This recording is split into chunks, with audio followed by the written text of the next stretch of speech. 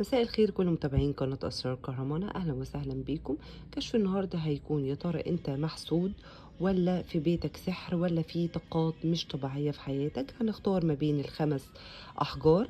الحجر الأول هو الفيروز، ونشوف. حد حاول يعمل لك عمل لكن فشل. الهورد، بلاش تمشي في طريق الروحانيين. العين، احترس من التبعة إنها تستهلك طاقتك وتسبب لك الكوابيس. الكريستال، المس العاشق مبوظ حياتك وحياة الشريك.